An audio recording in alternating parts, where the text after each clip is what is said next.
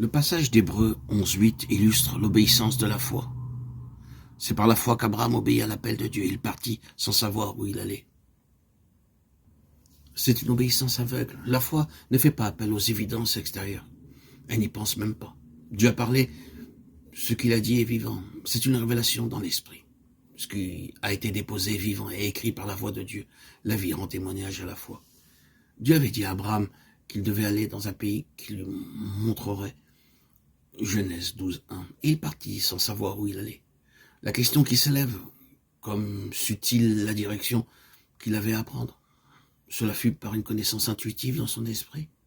Chaque jour, alors qu'il avait à continuer sa marche, la voix de Dieu qui avait ouvert en son homme intérieur un sillon pour la vie, lui donnait entière assurance et paix sur le chemin à suivre, sur la direction à prendre.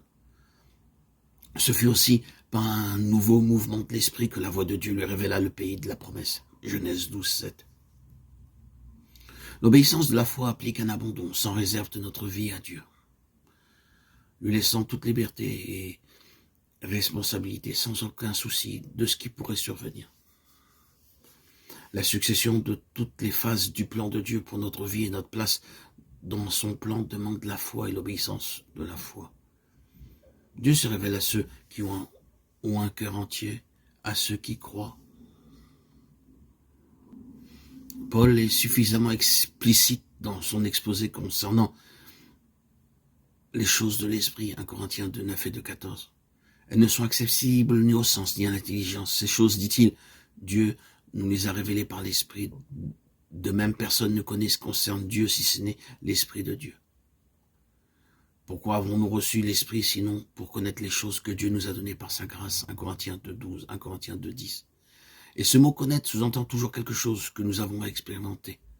C'est le Saint-Esprit qui enseigne les réalités spirituelles, l'intelligence naturelle devant être éclairée par l'esprit de sagesse et de révélation, Éphésiens 1, 17, 18, par le canal de l'esprit afin qu'elle comprenne ce qui a été révélé, Éphésiens 3, 17, parce que l'homme par lui-même doté de ses capacités naturelles ne saurait saisir les choses de l'esprit, car c'est spirituellement qu'on en juge, 1 Corinthiens 2, 14.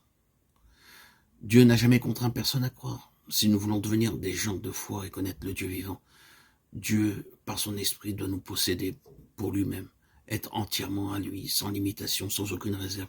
Ainsi, la foi est une question de cœur, était notre nouvelle naissance alors que nous ne sommes en nous-mêmes qu'un chaos. Dieu doit trouver au centre de notre être un cœur entier et sans partage. Dieu rendra alors très réel et très pratique la parole reçue et en révélera la signification. Dieu désire qu'on le croie. Tout le cours de notre vie spirituelle et son développement dépendront de cette seule question. Avez-vous la foi? Êtes-vous entier, sans partage pour votre Seigneur? Êtes-vous obéissant? Faites-vous sa volonté